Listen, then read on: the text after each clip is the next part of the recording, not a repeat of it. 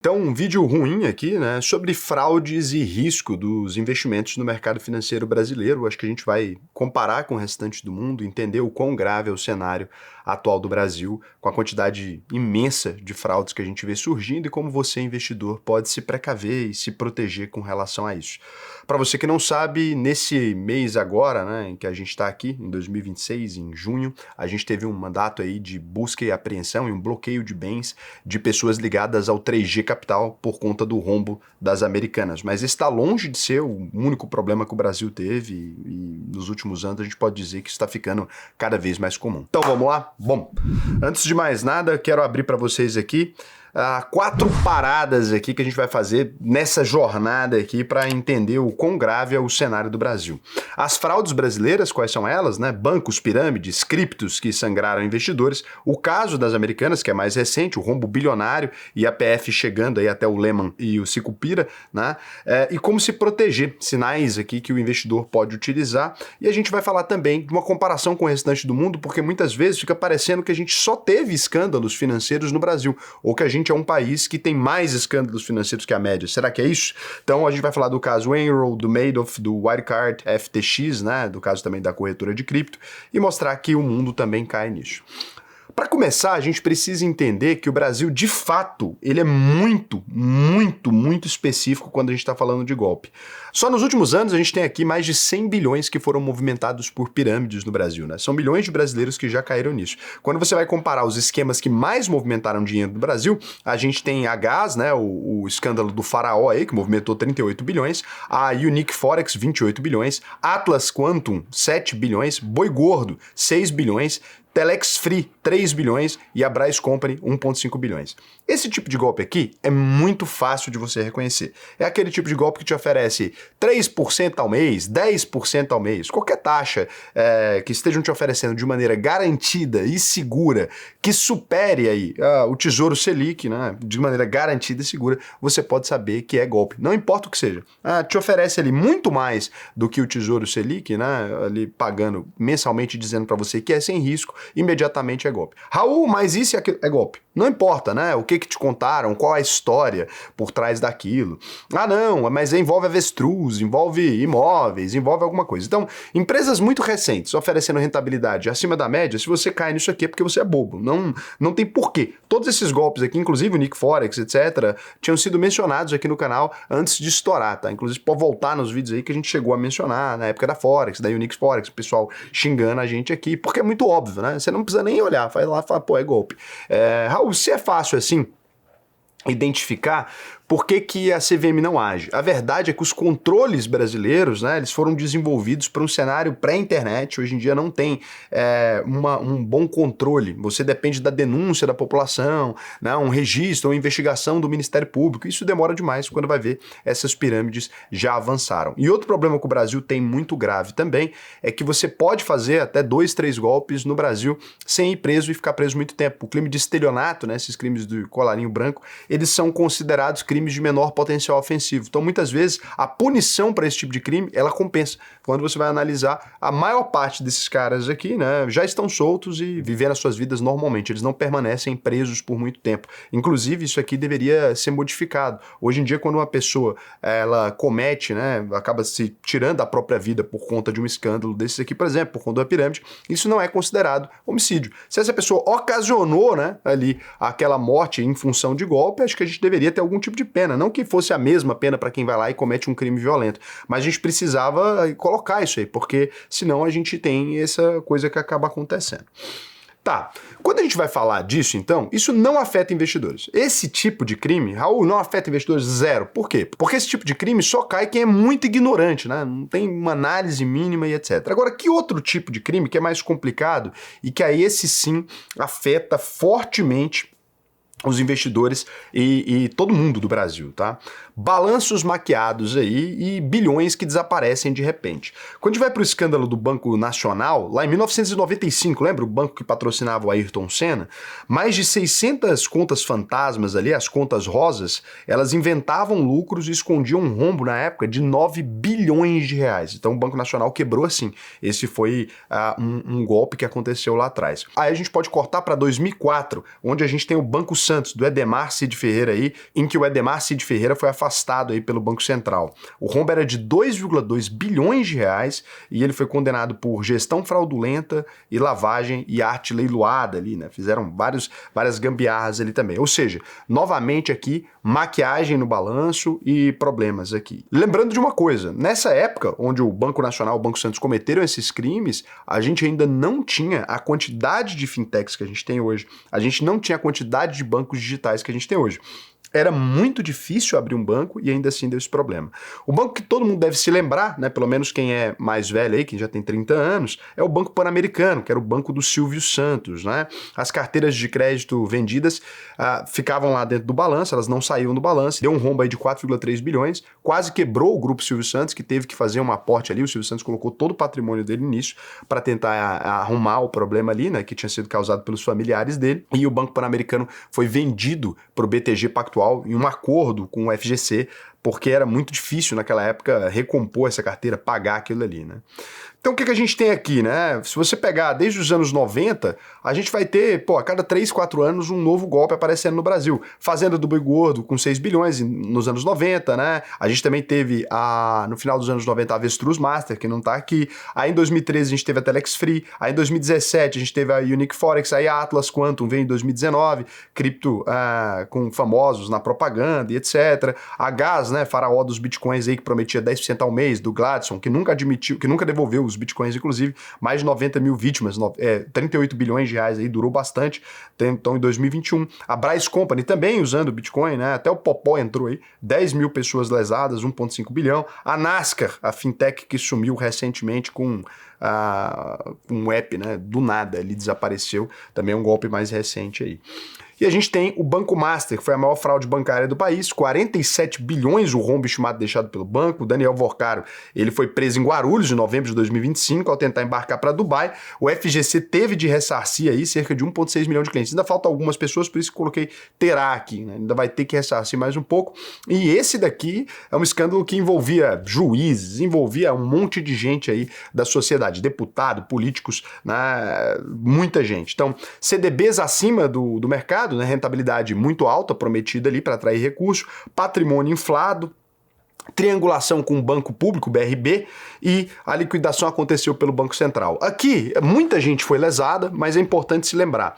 Quem respeitou os limites do FGC ali, aqueles investidores mais atentos, né, que percebiam que o Banco Master estava oferecendo uma rentabilidade muito acima da média, eles colocaram no máximo dentro dos limites de 250 mil. E isso fez toda a diferença, porque quem respeitou esse limite não perdeu dinheiro. Então, os títulos do Banco Master eram oferecidos nas principais corretoras do país e muita gente já imaginava que isso aqui ia dar problema. Inclusive, eu tenho vídeos públicos, né, fazendo piada com a rentabilidade que o Master oferecia, falando, olha, dentro do limite do FGC, você pode respeitar ali. Inclusive, muita gente me criticou depois que o banco quebrou e tal. Agora, o que é o importante da gente entender aqui? O Banco Master, ele era um escândalo, né, que estava ali abusando das regras do FGC, mas, enquanto o Banco Central estava autorizando que ele continuasse emitindo títulos, eu não sou órgão fiscalizador. A única coisa que eu tenho para fazer aqui é o seguinte, olha só, está oferecendo 137% de CDI, o banco tem chance de quebrar. Você coloca 100 mil reais, até o vencimento, se for ficar menos de 250 mil, você vai receber o valor inteiro. Tanto é que eu recebi, eu não tive problema aqui, todo mundo que acompanha o canal e respeitou os limites também não.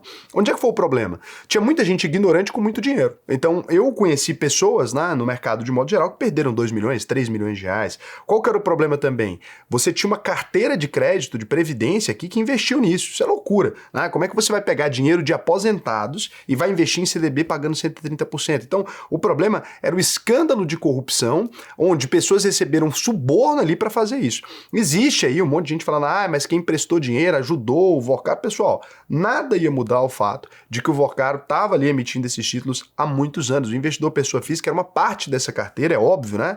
Que todo mundo que ofereceu dinheiro ali ganhou dinheiro com isso, mas a investigação cabia ali ao Banco Central. Você não tem como pedir para clientes, né, que acham que a rentabilidade está maior para fazer o trabalho do regulador. A responsabilidade é do regulador. Você, como investidor, você não tem que ter problema nenhum com investir no título que quer que seja, desde que você esteja protegido, que você conheça os riscos. Se você conhece o risco, se a regra permite, é tranquilo. Raul, mas hoje essa regra pode mudar. Exato. É importante lembrar que esse vídeo está sendo gravado em 2026, em junho. A regra do FGC ainda não foi alterada e a Faria Lima inteira, né, que é o centro financeiro do país, onde ficam as principais empresas, todo mundo já discute que hoje impossível imaginar que o FGC vai permanecer com as mesmas regras. Por quê? É muito banco pequeno, é um rombo muito grande acontecendo. E a gente chega então, enfim, na fraude das Americanas. E aqui a gente está falando de uma fraude que foi feita, né, uma maquiagem nos balanços de uma empresa da Bolsa de Valores. Então, a empresa teve 25,3 bilhões em lucros inflados ao longo dos anos, né? Qual que foi o mecanismo aqui? O mecanismo foi o tal do risco sacado, né? A empresa empurrava para fora do balanço dela as dívidas, e aí ela conseguia ter um lucro maior, porque parecia que ela estava ganhando mais dinheiro do que estava mesmo, com essa rolagem dessa dívida ali, sumindo a dívida, não era nem rolando, era sumindo mesmo do balanço. No dia 11 de janeiro de 23, um fato relevante revelou inconsistências de cerca de 20 bilhões, ela tinha acabado de nomear um novo CEO, né, que tinha vindo do Banco Santander. No dia 19 de janeiro de 2023, a empresa entra com recuperação judicial e dívida de 43 bilhões e 16,3 mil credores aqui. Em 2024, né, as auditorias mostram 20,6 bilhões de dívida ocultada aí, bem além do rombo inicial. Em março de 2026, a companhia pede o encerramento da recuperação judicial, então ela já está fora da recuperação judicial aí. Começou um processo de tentativa de recuperar a empresa. Então aqui o que a gente tem? Aqui a gente tem, desses escândalos todos, a coisa mais grave que pode acontecer para você como investidor. Quando você investe em uma empresa na Bolsa de Valores, você está contando com a B3, a CVM, todas as autarquias realizando o trabalho delas. O que é o trabalho delas? O trabalho delas é cobrar para que uma empresa faça IPO, por exemplo, né, abrir na Bolsa de Valores, precisa ser cobrado que ela passe por diversas auditorias independentes de empresas grandes, que têm um nome a proteger. A Americanas tinha passado por todas essas auditorias, então os auditores erraram, ninguém conseguiu identificar essa fraude. Ela era uma fraude muito bem feita do ponto de vista financeiro mesmo, demorou muito para que alguém percebesse. Você teria que ter acesso a números muito internos da empresa para conseguir identificar. Cada vez que isso acontece, é óbvio, né, que as autarquias elas se desenvolvem, elas melhoram. Mas qual que é o problema?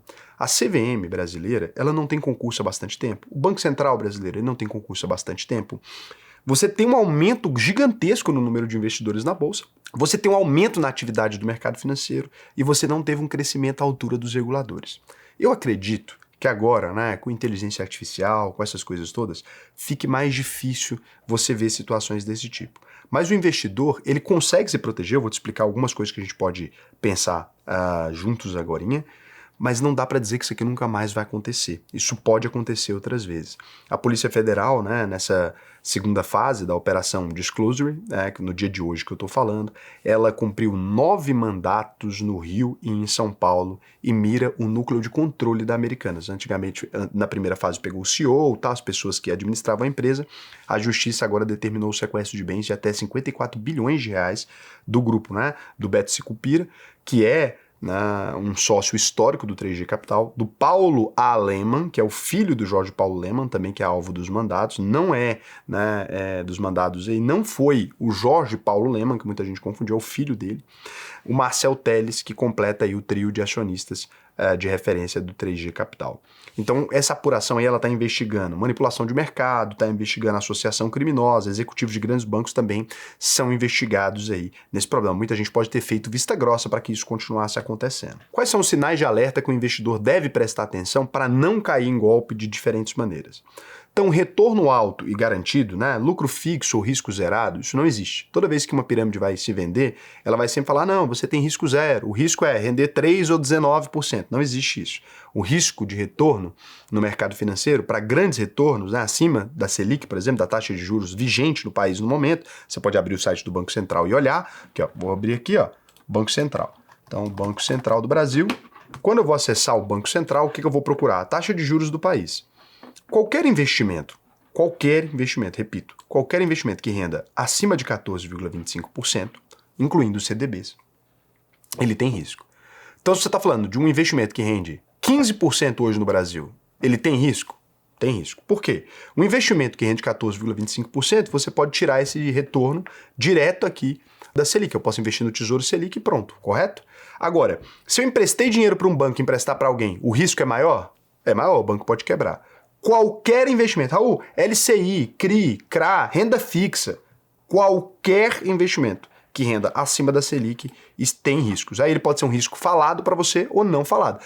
Pode ser baixo, pode ser um pouquinho médio, pode ser altíssimo, mas tem isso. Então, olhou o site do Banco Central, estão oferecendo mais? Não estão te contando a história inteira se estão falando que é seguro. Então, acima do CDI ou da Selic, né, a CDI 14,15 seria, você tem esse risco. Pressão ou urgência. Olha, você precisa entrar nesse investimento agora, você vai perder a vaga. Ou você recebeu indicação. Ou você tem ganho por recrutar pessoas, né? Ou o saque que fica travado, que demora, ou some o resgate, isso tudo. Ou empresa que não tem registro, né? Fora da CVM e do Banco Central, importante isso. Para você ser um ofertante de investimentos, você tem que estar registrado na CVM, né? E no Banco Central, e tem que estar regulado pelos órgãos reguladores, ou está oferecendo investimento de algum desses lugares. Por exemplo, você pode ter uma propaganda falando, ó, estou oferecendo um fundo de investimento do Itaú. Beleza, se é do Itaú e o fundo está registrado, ok, mas tem que ter alguém que tenha o registro. Então a primeira coisa que você pode fazer para cair fora desses golpes, verificar o registro, consultar a empresa e o produto na CVM no Banco Central, desconfiar desse negócio garantido, né? Renda fixa segura, nunca vai superar o CDI. Diversificar, nunca concentrar tudo no lugar ou com promessas, né? Exigir transparência, auditoria independente, estrutura clara, conhecer o FGC, que vai oferecer para você 250 mil por CPF e até 1 milhão em 4 anos para renda fixa, pesquisar e denunciar quando você tiver suspeita. Se você tem qualquer suspeita, vai lá, investiga o sócio, né? Na verdade não precisa investigar, só fazer uma denúncia na CVM que já ajuda bastante. Agora, tem outros países também, fraudes financeiras? Porque eu vejo muita gente compartilhando como se o Brasil fosse o país das fraudes. Olha o tamanho das fraudes. Se a gente for olhar a Enron nos Estados Unidos, no ano de 2001, foram 74 bilhões de dólares, né? Uma dívida escondida em empresas fantasmas. O escândalo Madoff também, né? Nos Estados Unidos, em 2008, 65 bilhões de dólares. O maior esquema Ponzi da história, o maior esquema de pirâmide da história, que resultou aí em 150 anos de prisão. Você viu aqui o tamanho desses rombos? Maior ou menor que os do Brasil? Infinitas vezes maiores, né? WorldCom, nos Estados Unidos também, 2002, 11 bilhões de dólares, despesas ali viraram investimento para inflar o lucro, mesma coisa que aconteceu na Americanas, bem próximo, 11 bilhões de dólares, né? Muito próximo também o volume de dinheiro. Lehman Brothers, nos Estados Unidos em 2008, banco com maquiagem, né? Gigantesca de balanço, estopim da crise foi em 2008, criou o subprime. 600 bilhões de dólares. Se o Brasil passar os próximos 50 anos cometendo crime, a gente não consegue chegar num rombo desse. Isso aqui tudo no mesmo país. Wirecard, escândalo na Alemanha, Europa, tá? 2020, 1,9 bilhões de euros, né? Dinheiro em caixa que simplesmente nunca existiu, de uma empresa que era gigantesca, utilizada por pessoas físicas. FTX também, né? FTX, nos Estados Unidos, 2022, 8 bilhões de dólares, dinheiro de cliente desviado, né? Teve condenação também de 25 anos. Então, quando a gente vai olhar, os padrões eles vão se repetir no mundo inteiro. Essa história de que o Brasil é o país com mais crimes do mundo, mentira. Né? Inflar o lucro e esconder dívida. Americanas, Banco Master, Enroll, WorldCom, Wirecard. Normal. Agaz, Unique Forex, Telex Free, Bernie Madoff, também mesmo esquema nos Estados Unidos. Retornos altos e constantes, faraó dos bitcoins e o Madoff também. Governança e auditoria que falham, Pan-Americana e Americanas, Enron, Anderson, Wirecard, né? E também o Lehman Brothers. Todas as auditorias, S&P 500, todas as maiores empresas de auditorias do planeta validaram e dava aquilo como AAA de segurança. AAA, imagina isso. Seria equivalente, o Lehman Brothers seria equivalente ao nosso Itaú tá cometendo fraude, pra vocês terem uma ideia do tamanho do nabo. Jornalismo, delator, saques que travam aí, né? Aqui no Brasil, os saques travados aí de pirâmide, né? Quando começa a investigação, e o Wirecard e a Teranos também aí, empresas que no mundo já cometeram a mesma coisa. Então, quando hoje você estiver ouvindo que o Brasil é um país de criminosos, que o nosso mercado não se deve investir, que aqui nada é seguro, pergunta para essa pessoa, pô, mas e o Lehman Brothers, né? E o subprime? Pô, e o Madoff? E o Wirecard? E esses escândalos? Porque fica parecendo que o nosso mercado, ele é o pior de todos, ou que mais acontece esse tipo de coisa, enquanto não é verdade. Os maiores escândalos acontecem sempre nas maiores economias, até porque você demora muito tempo para acumular essa quantidade de dinheiro. Então não pega seu dinheiro todo e coloca nos Estados Unidos achando que é o berço da coisa séria, não. Até porque boa parte da regulação internacional para crimes financeiros foi desenvolvida a partir de lógicas do mercado americano. O crime acontece lá primeiro, ele é copiado aqui. Nem criatividade para inventar esses crimes a gente tem.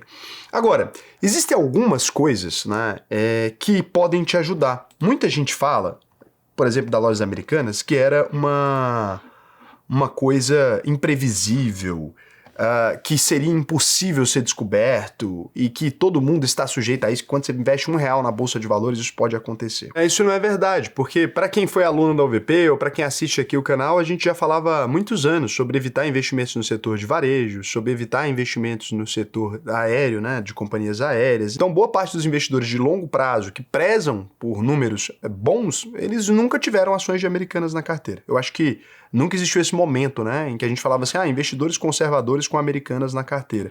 Porque sempre foi uma empresa que tinha problemas históricos. Se a gente vê aqui no período máximo dela, né, acho que antes da fraude, o que você vai perceber, mesmo sem a empresa ter quebrado ou qualquer coisa ali, o que você percebia é que os lucros, mesmo maquiados ali, eles já não eram consistentes, né? Então a gente pega 2010, a gente está falando de 33 milhões de lucro líquido, mas em 2011 a gente teve prejuízo de 89 milhões, a gente teve prejuízo em 2012 de 170 milhões, a gente teve prejuízo em 2013 de 159 milhões, a gente teve prejuízo em 2014 de 163 milhões, né? Então era uma empresa que por várias vezes, né, mesmo você observando ela ali, ela nunca teve lucros consistentes, ela nunca teve uma capacidade muito boa de produzir bons números. Então esse é um ponto que fica complexo ali. Os lucros consistentes da empresa eles não existiam mesmo com os balanços maquiados, né? A empresa teve problemas ali em diversos anos e então aquelas pessoas que procuram por uma segurança não investiriam. Então um ponto que pode te ajudar é você sempre prestar atenção nisso. Você pode consultar, por exemplo, empresas que nunca tiveram prejuízo, empresas que conseguem manter essas margens por mais tempo. Você pode consultar empresas que estão na bolsa por muito tempo, nesse ponto a Americanas estava na bolsa há muito tempo. Você pode consultar empresas que tenham mantido lucros consistentes, endividamento baixo por mais tempo. Isso significa que você não vai cair em algum tipo de problema ou que você não vai errar um investimento? É claro que não, tá? Quando a gente vai olhar para uma fraude dessa, o que a gente tem que exigir é que, depois que a fraude acontece, que a Polícia Federal ela faça um bom trabalho. Porque não dá pra gente vir aqui e falar o seguinte, não, a partir de agora você vai nunca mais cair num golpe com esse hackzinho, não. Se você modifica os balanços da empresa, a pessoa que está olhando aqui para aqueles balanços, ela está olhando uma história falsa, não tem como você impedir. Cabe, né, a polícia fazer um processo de investigação sério. Bom, se chegou nos donos do 3G Capital, acredito que o processo está sendo sério. Eu não diria aqui que a polícia está sendo irresponsável na hora de julgar. Se vai bloquear os bens e vai pagar os credores e vai cobrir esse rombo, isso evita que novos crimes aconteçam. O que a gente não pode ter é esses crimes acontecendo sempre. Eu acho que uma boa sugestão, e que isso aqui, cara, o mercado financeiro jamais vai falar, mas uma boa sugestão para a gente é a seguinte: se um empresário, ele entrou na Bolsa de Valores, ele cometeu o crime financeiro ou ele desviou dinheiro de cofres públicos, a primeira coisa que a gente precisa entender é que o nome disso é corrupção. Isso não é normal, isso não pode ser tolerado. Como é que a gente faz para isso não ser tolerado? Hoje, a polícia abre um processo investigativo, ela começa a aplicar condenações em cima das empresas, porque as empresas são sociedades anônimas, e os administradores dessas empresas, muitas vezes, eles vivem no bem bom. Eu acredito que a gente deveria ter algum mecanismo para, primeiro, proteger as empresas. Como assim, Raul? A empresa cometeu uma fraude, ela precisa ser protegida? Quem comete a fraude são as pessoas físicas, por trás daquela administração daquela empresa. O que a gente precisaria chegou um ponto que a gente percebe que existiu fraude.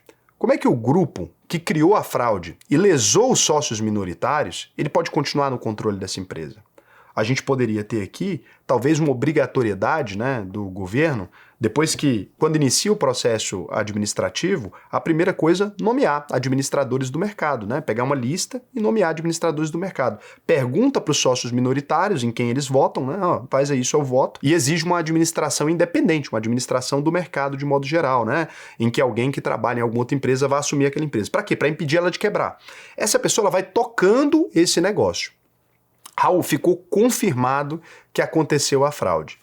O que deveria ser feito é um processo de vender o restante dessas ações dessa empresa de maneira forçada. Então, vamos vender as ações dessa empresa de maneira forçada, o mercado termina de comprar a empresa e agora a empresa passa a ter um free float maior.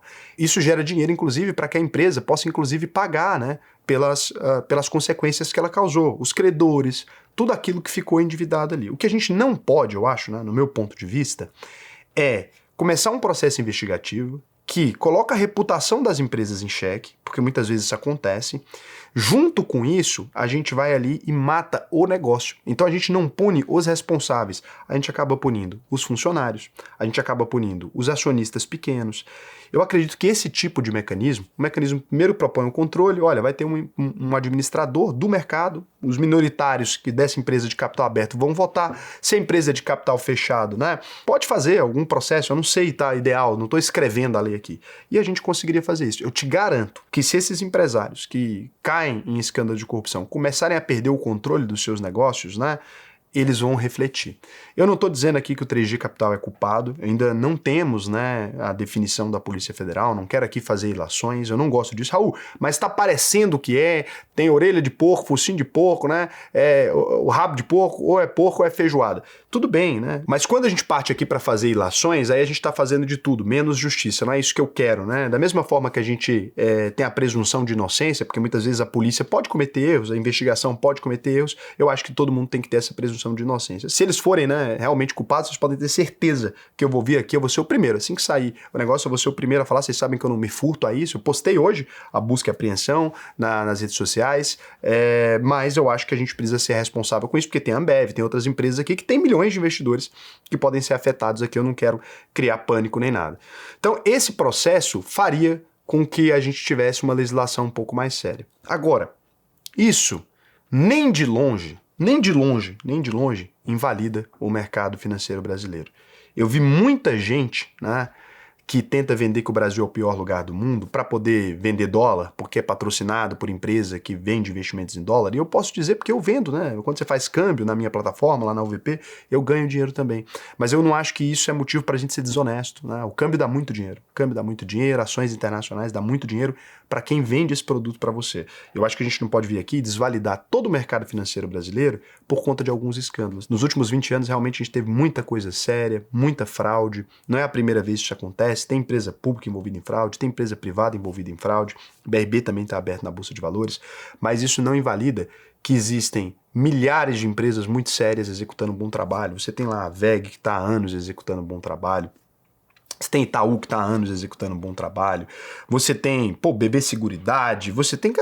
A gente poderia dizer um sem número de empresas aqui, né? O BTG, Porto Seguro, né? Você tem um monte de empresas. E ok, a gente tem casos também de RB que teve fraude, a gente tem um monte de casos de empresa que teve fraude. Só que isso acontece em todo lugar do mundo. Você não pega o bebê, né? Quando ele faz cocô na calça e joga o bebê fora com a água. Não é assim que a gente faz. A gente vai ali limpar aquela merda, aquilo que está errado, e o restante das coisas a gente vai continuar aproveitando. Claro que quando acontece um escândalo desse, você vai ver um monte de gente falando mal e tentando fazer parecer que o Brasil é o pior lugar do mundo, por isso que eu quis equilibrar isso aqui. Investidor que toma decisão baseada em cenário emocional, então se vira hoje e fala, vou vender todas as minhas empresas agora, só tem corruptos, sei lá o quê. O que vai acontecer é que você vai perder dinheiro. Daí você investe lá nos Estados Unidos achando que é bem melhor, ou investe na Europa achando que é bem melhor, e daqui a pouco tem escândalo lá também. Lembra que a Parmalat era uma empresa italiana, verifica depois o que aconteceu com ela. Então, sempre isso pode acontecer. Todo país do mundo tem corrupção. Eu nunca vi um país sem corrupção. Raul, mas o Brasil é um dos países mais corruptos. O Brasil tem muita corrupção também, assim como diversos outros lugares do mundo, mas não é o país mais corrupto do mundo, está bem longe de ser, e não é o país com mais santos do mundo também, está bem longe de ser, né? Até porque no mercado não existe santo. Todo mundo está ali buscando dinheiro. Se a legislação do país não fechar o pau e cobrar, né, dessas pessoas, se tratar eles de maneira diferente do restante da população, vai continuar acontecendo. E assim, eu vou te dizer uma coisa. Se você quiser aprender a investir seu dinheiro de forma segura, sem ficar confiando em assessor, sem ficar confiando em gerente de banco, sem ficar confiando em consultoria, porque tudo isso tem estímulos errados muitas vezes para te vender produto, o que você vai ter que fazer é estudar. Não tem como, né? Tem gente que cai em 2, 3 golpes e fala que não tem tempo para estudar. Tem tempo para perder 10 anos de trabalho em golpe, tem tempo para perder 5 anos de trabalho em golpe, tem tempo para tá com a carteira cheia de COI, né, que perdeu ali 4, 5 anos da vida, da sua vida, né, você perdeu com isso, mas quer insistir que é ocupado demais para estudar. Bom, enquanto for esse o cenário, você vai continuar sendo massa de manobra e ferramenta para que os espertos ganhem em cima de você. Se você quer aprender a investir de verdade, eu vou dizer para você, vai lá, na UVP. A UVP, ela começou como uma escola, e hoje ela é uma escola que tem uma instituição financeira. Ela nunca vai ser uma instituição financeira que tem uma escola. Por isso que a gente sempre fala para você, olha, o melhor caminho é a independência. O que eu quero? Eu quero ter os piores clientes do mundo para mim. Porque eu ensino todas as manobras do mercado financeiro. Se um dia eu mudar a minha conduta, vocês podem ter certeza que eu vou ter lá 50 mil clientes me cobrando. Tanto é que toda vez que eu faço qualquer coisa que parece que, não, tá fora daquilo que a gente tinha combinado ali, aparecem todos os meus clientes me perturbando. É isso que eu quero. Toda vez que tiver alguma coisa que a gente pareça errado, né, eu quero que vocês cobrem a gente, então por isso que a gente tem a escola onde você pode aprender a investir. E você vai ter acesso à nossa plataforma que te ensina todas as pegadinhas. Eu, como dono de plataforma de investimentos, eu te ensino tudo que dá pra gente fazer de errado, né? Então você pode ir lá, clicar no botão Faça a sua análise de perfil, preencher o questionário, que você vai aprender a investir comigo no Brasil e no mundo. E lembrando do compromisso que só a UVP no Brasil inteiro oferece. Você pode virar para meus concorrentes todos e perguntar se alguém tem coragem de fazer isso. Os que tentaram mudaram de ideia em uma semana. Se você entrar na UVP, assistir todas as aulas e não aprender a investir, eu devolvo o seu dinheiro. Raul, eu já vi gente oferecer isso. Já viu? Aí fala, garantia de 7 dias. Isso é obrigatório pelo governo, é o PROCON que define. Não, Raul, eu vi, tem gente que oferece sim 100% do dinheiro de volta e depois você assiste. Pede o contrato. Faz isso. Faz o seguinte, olha, pede o contrato da UVP e pede o contrato dessa pessoa. Você vai ver que na UVP a única coisa que está exigindo é você assiste todas as aulas, emite certificado, te devolvo o dinheiro. Quando você vai ver o contrato do outro, você não pode investir por sei lá quantos anos, sei lá o quê.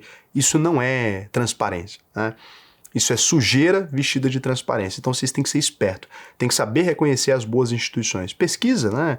Consulta, cara. Não cai nisso, não. Quando você for investir, consulta o nome das instituições, entende o que está acontecendo ali, como é que é o tratamento dado para os clientes. A UVP ela tem diversos problemas ali. Nenhum deles é desonestidade. A UVP, você vai ver várias vezes o que eu te conto, né? O que a gente tem de errado? Se você pesquisar meu nome, você vai encontrar que eu sou grosseiro. Você vai encontrar que muitas vezes a UVP recusa clientes. Então a UVP vai lá e fala, olha, eu não vou te atender. É verdade. Você chegou, foi mal educado com a pessoa que está te atendendo aqui? De verdade. Né? Os meus funcionários, eles são autorizados a ofender clientes que ofendem eles. Você mandou fulano tomar no c... Pode ter certeza que se for dentro da UVP, você vai ser mandado tomar no c... de volta. Não, Raul, eu quero ser tratado como se eu fosse o rei do planeta, né? Eu quero poder mandar e humilhar as pessoas da forma que eu quiser. Aqui não é seu lugar, né? A UVP é um lugar que a gente respeita muito quem acorda todo dia para trabalhar aqui, porque a gente sabe o quanto nosso processo seletivo é difícil. Para entrar na UVP, para virar consultor aqui, por exemplo, que em outras consultorias você vai lá e clica num botão e você vira consultor, pode ir lá e tentar que você vira, você passa no processo, até sem ter certificação. Aqui, tenta entrar no processo aqui. Faz o seguinte, você quer saber se a empresa é boa? Entra no processo seletivo. A UVP tem mais de 1.000 candidatos por vaga, a relação, para você conseguir passar e atender nossos clientes aqui. Então não é à toa que a gente tem o nome que a gente tem. Quis deixar isso bem claro aqui, porque num vídeo, né, que fala de fraude, etc., eu acho que o importante é mostrar como é que é nosso processo. A UVP nunca teve, às vezes que a gente errou, às vezes que a gente teve problema, a gente assumiu os problemas, eu não tenho problema nenhum, não tenho vergonha nenhuma em dizer que pode acontecer. Um dia, algum cara aqui da UVP pode cometer algum erro, inclusive já cometeu. E a gente liga pro cliente e fala, olha, fizemos merda. Eu já liguei pro cliente e falar, olha, enviou uma ordem errada na sua carteira. Já tive que fazer isso. É humilhante, né?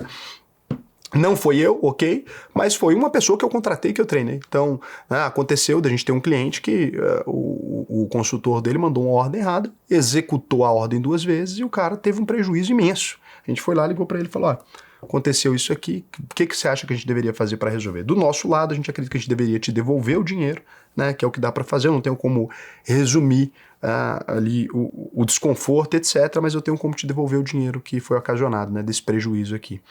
E é isso. Então a gente foi lá e devolveu, e eu acho que isso não depõe contra a gente, não. Você falar que, eu não erro, a UVP erra pra caramba. Agora, a forma de resolver existe, né? Então aqui tem o Flávio Drummond Júnior, 2982. Bom dia, Raul. Você tem falado muito nos últimos vídeos a respeito de previdência privada. A UVP já lançou a sua previdência? Onde está disponível? A previdência privada, eu tenho falado bastante, porque ela é um mecanismo que impede a gente de pagar imposto. E o que aconteceu é que os pequenos empresários agora eles têm que pagar mais imposto, por conta dessas mudanças e tal. Então, quando você coloca que vai fazer a declaração completa, você abate esses problemas e aí você recebe a restituição, né, desse valor. Então é por isso que eu tenho falado tanto. A UVP, ela criou uma previdência privada, entra no ar no dia 1 de julho, é a previdência mais barata do Brasil. Ela está cobrando menos de 0,75 e menos de 1% de taxa global. Raul, não, tem previdência que cobra o mesmo valor. Só que quando você vai olhar, ela investe em fundos que cobra outra taxa de administração, cobra 2%, cobra 2,20% e tal, que é muito ruim. Em 10 anos você está dando mais dinheiro pro dono do fundo do que para você. Então a gente fez a previdência mais barata. Só que esse produto ele não é viável de colocar no mercado. Por quê? Porque ele canibaliza as outras, né, que estão cobrando mais caro. E eu precisei de parceiros para fazer. O parceiro falou, cara, eu não vou colocar uma coisa que destrói meu produto para todo mundo. E além de tudo, também não tem vantagem para a gente nesse gênero. Então, a gente só colocou essa previdência para os alunos da UVP. Então, a maioria dos produtos que eu faço, pessoal, fora ETF, é para os meus alunos. Isso é uma escolha consciente, né? Ah, mas você não quer mudar o mercado, fazer diferença em tudo? Pessoal, quando você vai criar um produto financeiro, você precisa entender na composição daquilo. Quem é que vai me ajudar a criar um produto financeiro para destruir os outros produtos financeiros? Isso sozinho eu não consigo fazer tudo.